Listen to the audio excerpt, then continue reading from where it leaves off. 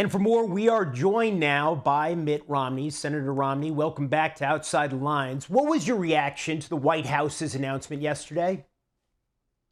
Well, I applaud the decision by the president not to send any of our diplomats to China. I think it's very important for us to communicate to our citizens here and to people around the world that China is not behaving like a responsible nation should, that they're carrying out extraordinarily horrific acts, and that we want to, in no way to support their regime.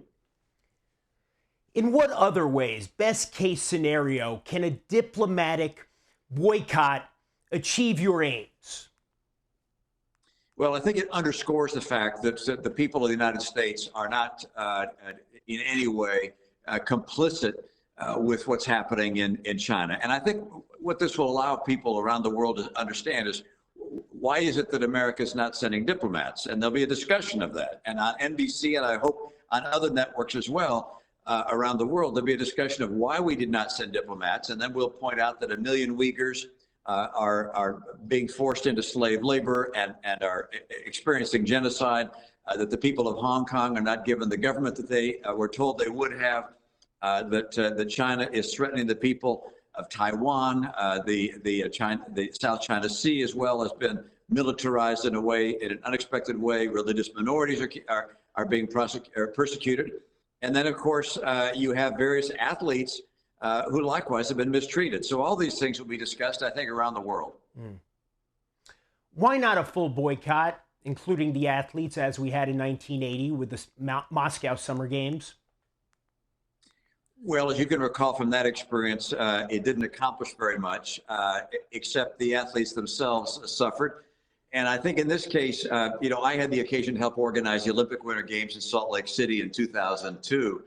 And I got to know a lot of the athletes and to find the degree of sacrifice which they and their families in many cases undertook for them to prepare for an Olympics and to be, if you will, a candidate to be the very best in the world at a sport. And to say to them, oh, sorry, because of international politics and the outrages of the host country, we're not going to let you compete. In my opinion, that's too great a burden to put on the shoulders of these young people.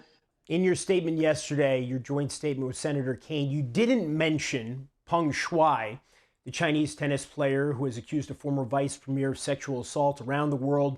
There are concerns now for her safety and her freedom. What are your thoughts about Peng Shuai and the role the IOC, an organization, as you just said, you know well, has played in trying to assuage those concerns?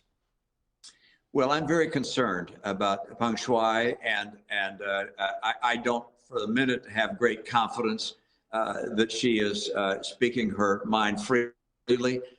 As a matter of fact, as long as the Chinese have control of her family and her friends and her, I think it's not very credible to think that she's speaking freely. I'd like to know what's going on there. But of course, I also recognize that she's like well over 1 million other Chinese who are under threat of a very repressive regime. And she is now, in many respects, the most visible of those that is being so threatened. And I hope the world takes notice. You organized those games 20 years ago in Salt Lake City, so you have a better understanding of this than most. What will be the impact in Beijing at the Olympics and the Paralympics of this decision to affect a diplomatic boycott? You know, to be honest with you, I don't think there'll be a big impact in Beijing because, of course, given the censorship there, the Chinese media will make sure that the people in China don't even know that we're not there. The government officials will know, and they'll be offended, and they'll take various retribution effects. But the impact is really going to be here and around the world, where China is trying to mollify the world community to think that they are a normal player, and they're not. And around the world, the fact that we don't send diplomats there, and I believe other countries will follow us, and they won't send diplomats either, that will be something which the news media and the broadcasters of the games around the world will discuss.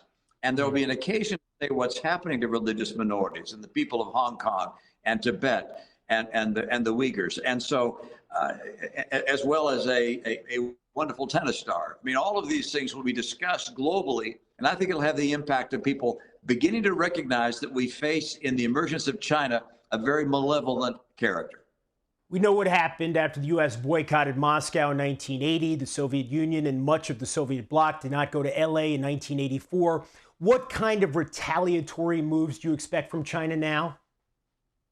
Well, I expect they feel that they need to do something, and they will. I think when it comes to matters of character and conscience and values and principle, you recognize that there's going to be a retribution on their part, some kind of effort to try and balance the scales, but you live with that.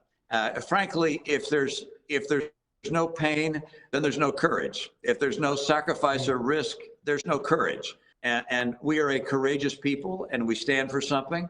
And we're making very clear that we do not stand for the kinds of principles we're seeing executed in the people by the people who lead the Communist China Party, and we won't participate in any diplomatic way with them.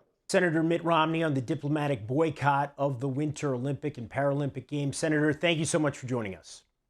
Thanks, Jeremy. Good to be with you. Sage, Brian, back to you guys.